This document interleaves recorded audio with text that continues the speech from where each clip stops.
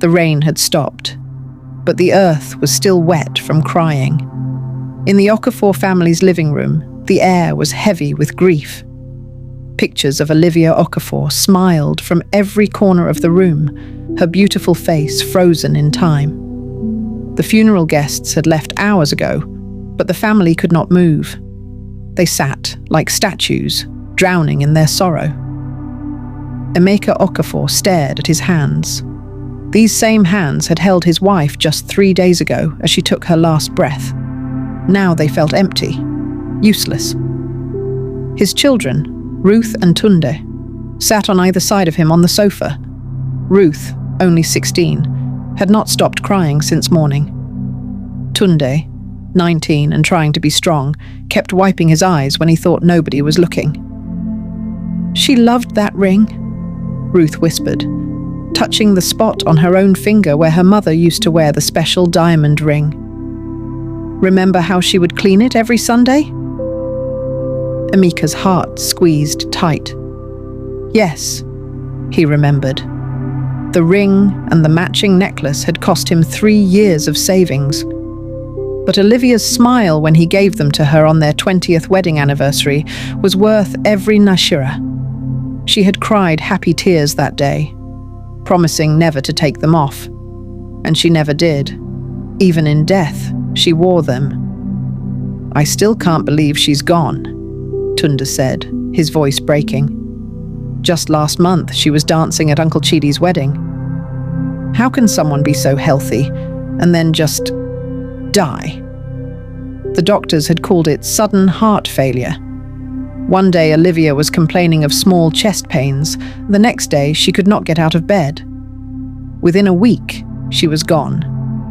It happened so fast that Emeka still expected to see her walk through the door with her bright smile and that special way she had of making everything better. The clock on the wall showed 11:47 p.m. The house felt too quiet, too empty. Even the neighbors who had been coming and going all day had finally gone to their homes. It was just the 3 of them now, surrounded by the leftover food from the funeral that nobody could eat. Then came the knock. 3 soft taps on the front door. Pause. Then 2 more. Emeka's head shot up. His heart began to race. Ruth and Tunde looked at him with confusion. "Dad?" Ruth asked. Who could that be at this time? But Emeka could not speak. His mouth had gone dry. He knew that knock. He had heard it every day for 22 years. 3 taps. Pause. Then 2 more. It was how Olivia always knocked when she forgot her keys.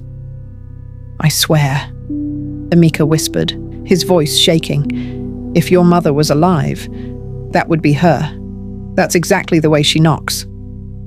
"Dad, don't say that," Tunde said quickly. "You're just tired." "We're all tired and—" The knock came again. 3 taps. Pause. 2 more. This time they all heard it clearly. Ruth grabbed her father's arm, her fingernails digging into his skin. "Daddy, I'm scared." Emeka stood up slowly. His legs felt like water. "Stay here," he told his children.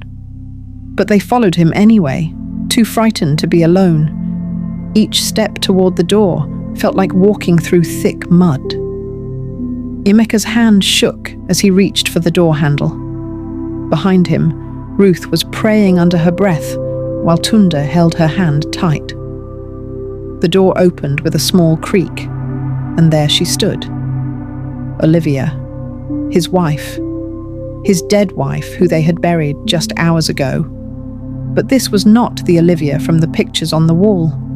This woman was covered in dirt from head to toe. Her burial dress, the beautiful white lace agbada they had chosen with such care, was torn and stained with mud. Her hair, which the funeral home had styled so perfectly, was wild and full of earth.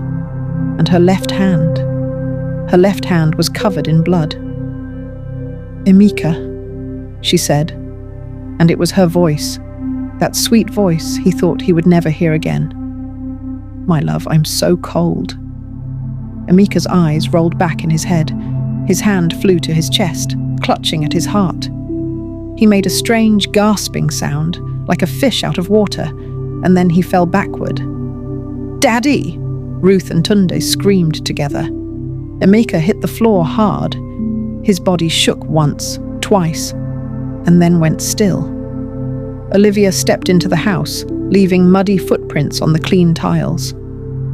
"Emeka? Emeka, what's wrong?" She knelt beside him, her dirty hands touching his face. "Wake up, my love, please wake up." Ruth was screaming.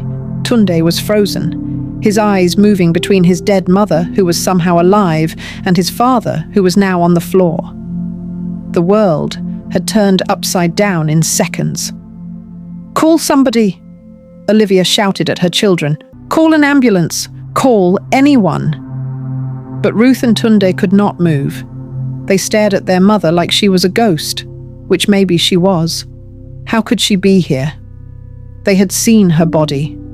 They had watched the coffin go into the ground. They had thrown sand on it with their own hands. Olivia looked up at them, and for the first time, she seemed to really see their terror. "My children," she said softly. "It's me. It's really me. I'm not dead. I'm here." You died," Tunde finally managed to say. "We buried you. Today. We just came from your funeral." "I know," Olivia said, tears making clean lines down her dirty face. "I know, and I will explain everything. But first, please, we need to help your father. Please." This broke the spell. Tunde ran for his phone while Ruth dropped to her knees beside her parents. She was afraid to touch her mother, afraid that she might disappear like smoke.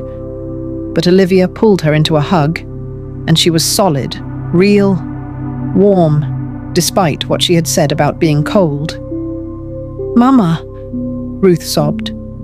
"Mama, how? How are you here?" "Later, my child. I promise I will tell you everything later."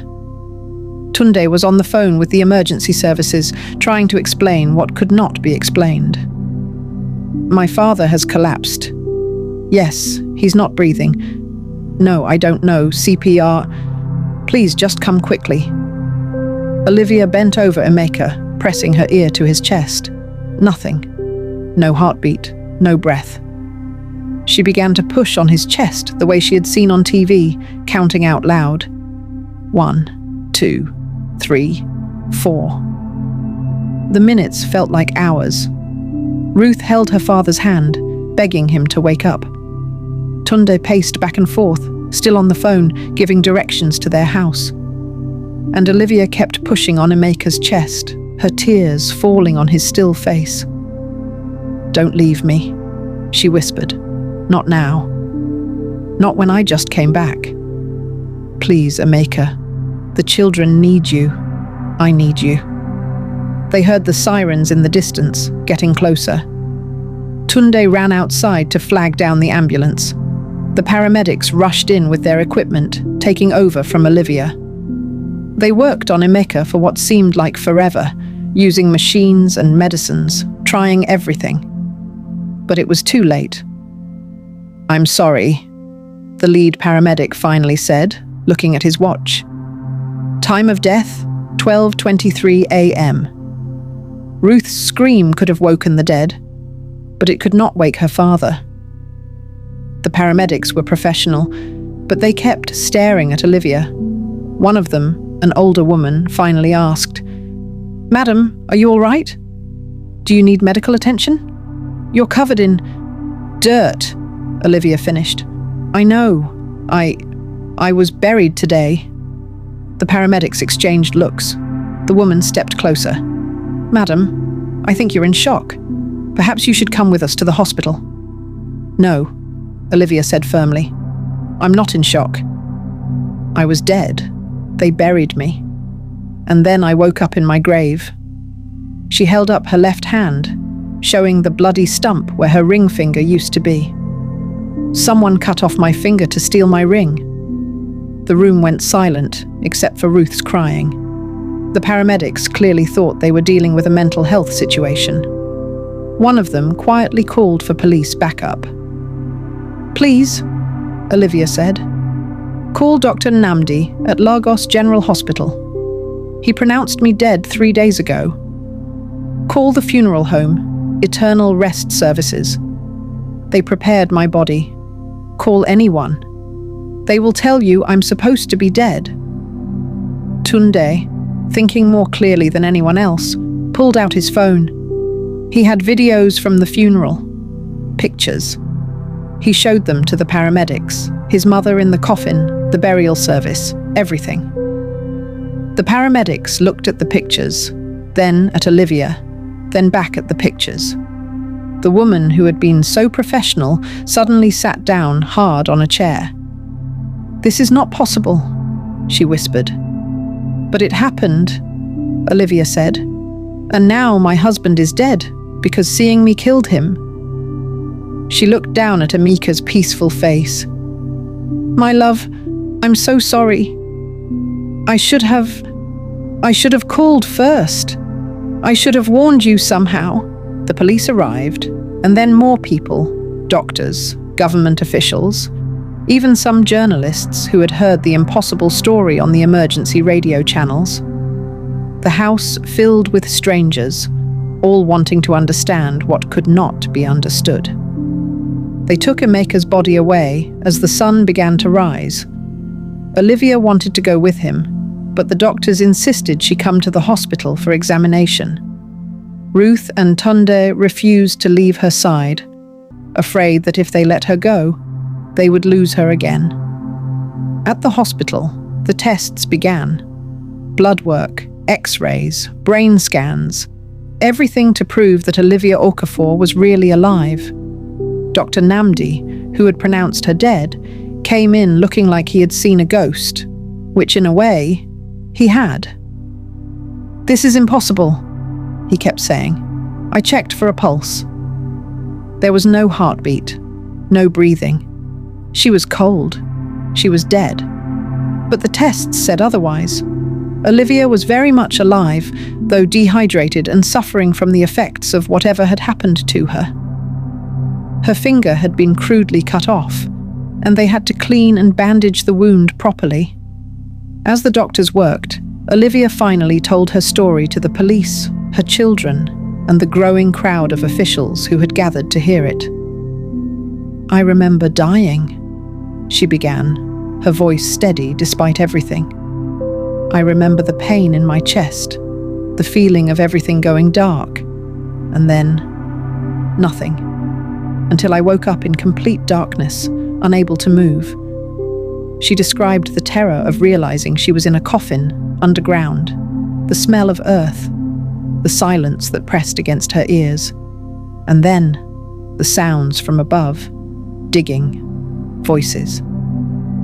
"They were grave robbers," she explained. "They came for my jewelry. The ring and necklace my husband gave me. They dug down to my coffin and opened it.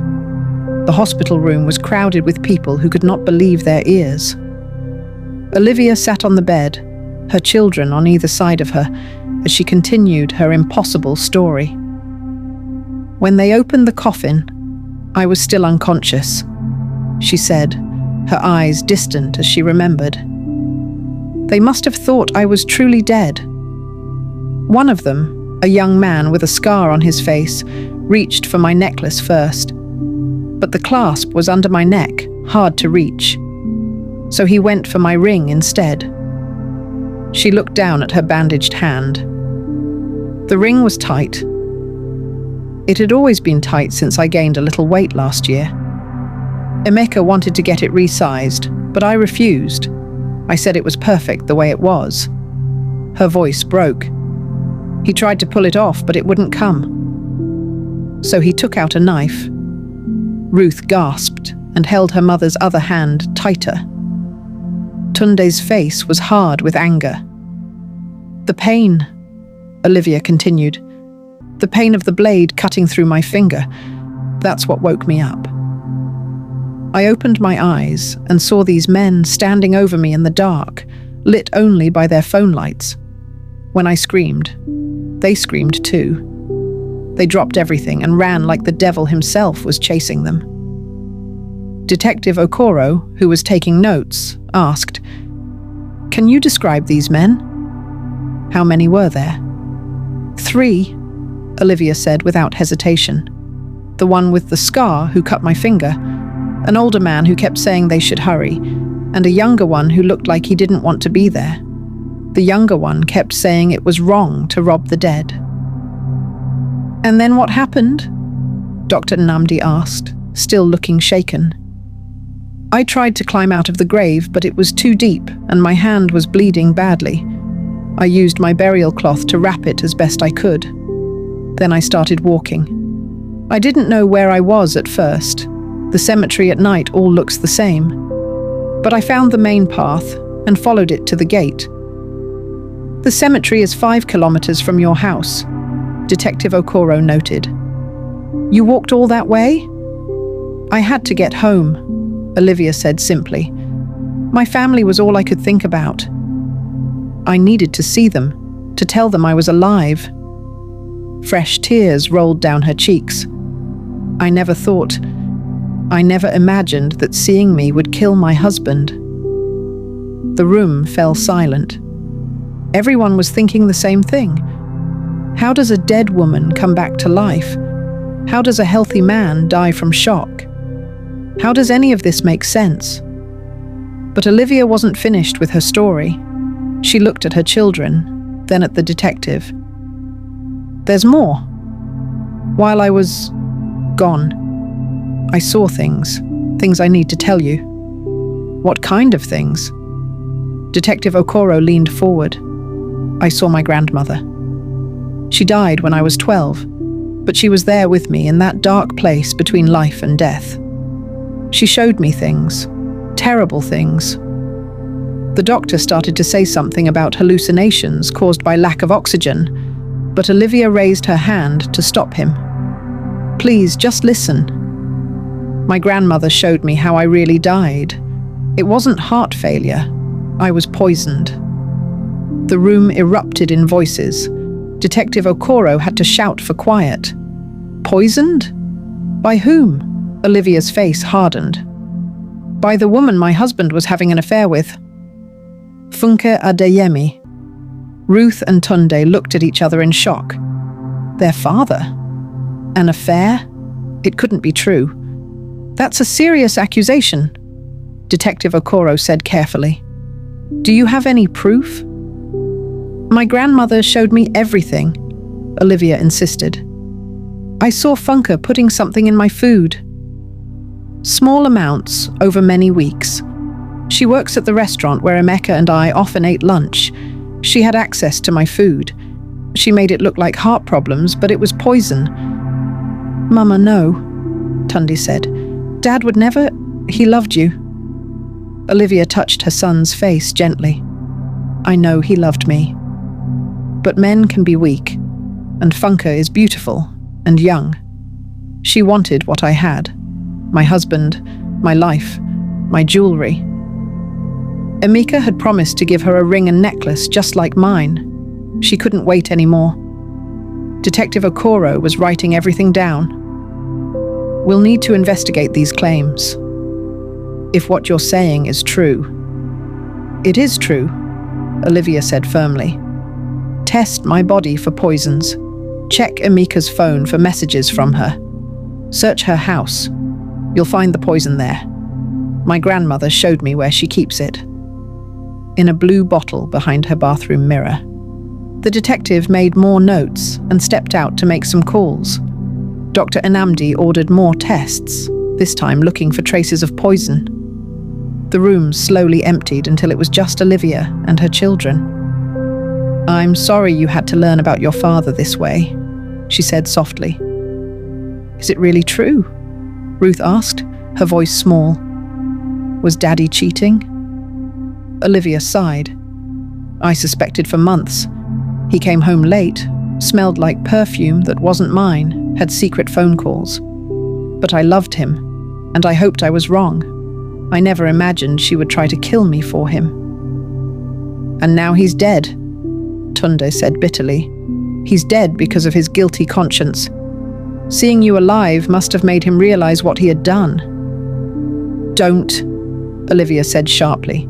"Don't speak ill of your father. Whatever his mistakes, he loved us. His heart was weak from the shock, that's all. He didn't deserve to die." They sat in silence for a while, trying to process everything. Then Ruth asked the question that had been bothering everyone. "Mama, how are you alive?" "People don't just come back from the dead." Olivia was quiet for a long moment. "I don't know," she finally admitted. "Maybe I was never truly dead, just in some kind of deep coma that fooled everyone. Or maybe..." She touched the cross necklace she wore, the only jewelry left to her now. "Maybe God wasn't ready for me yet. Maybe I had to come back to expose the truth." The next few days passed in a blur.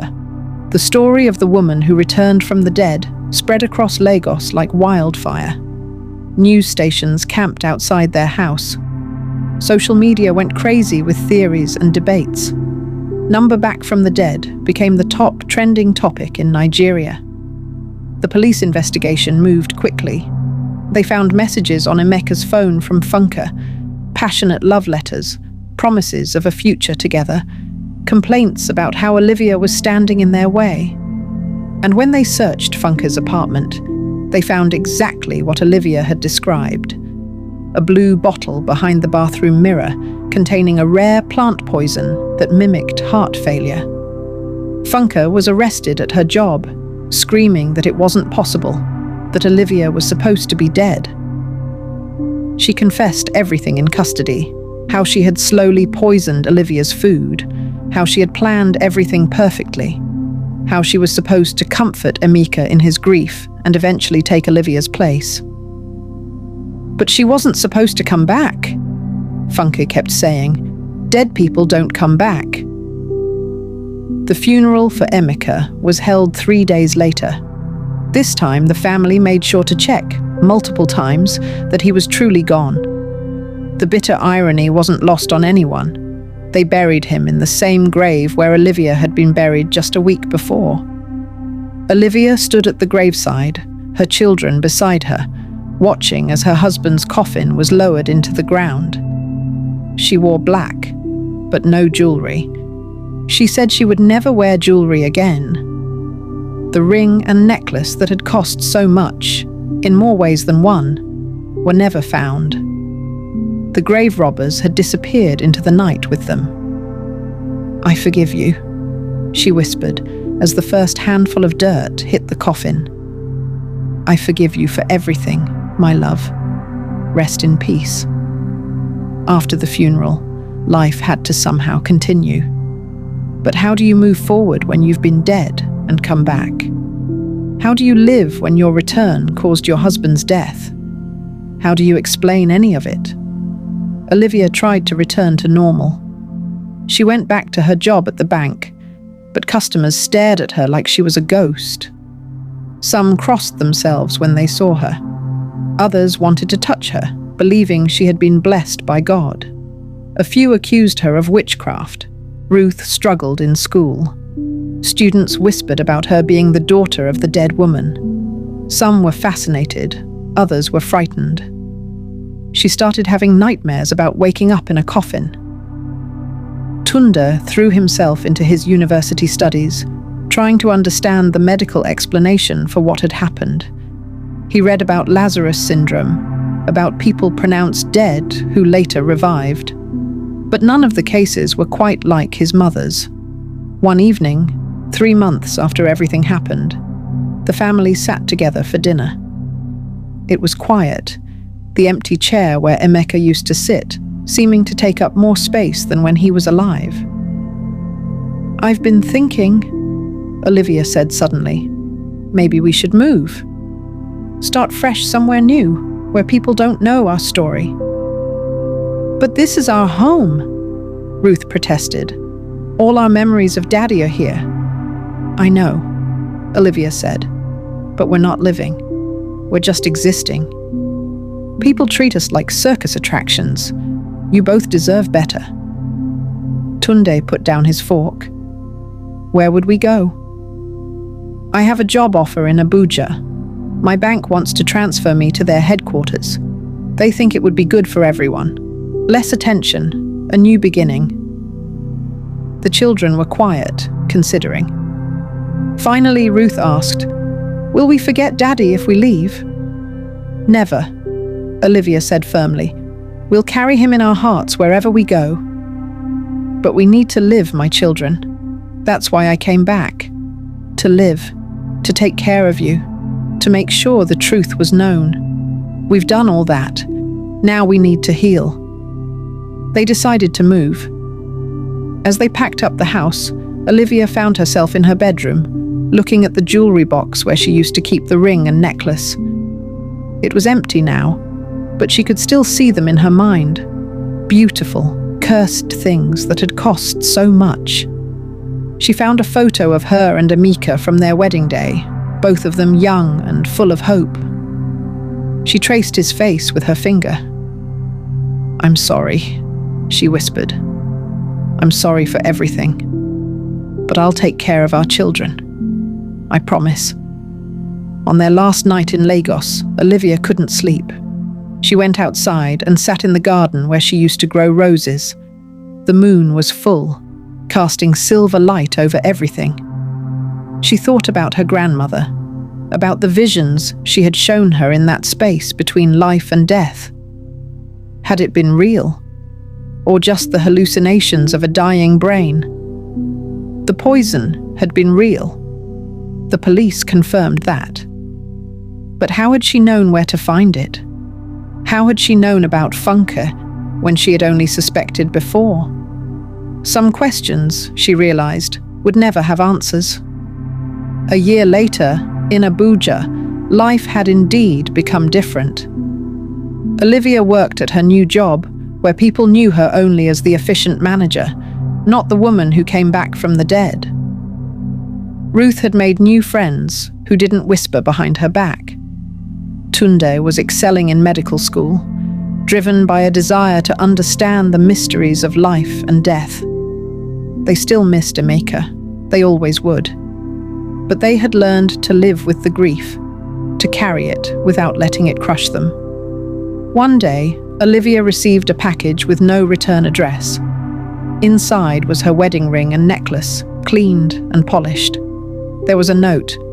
"I'm sorry. These belong with you. May you find peace," the one who didn't want to be there. She held the jewelry in her hands, remembering all they had cost, not just in money, but in lives. Emika's life, almost her own life, the innocence of her children. That evening, she took Ruth and Tunde to a bridge over the river. She told them about the package, showed them the jewelry. "What should we do with them?" she asked. Ruth and Tunde looked at each other, then at their mother. "Let them go," Tunde said. "They've caused enough pain." Olivia nodded.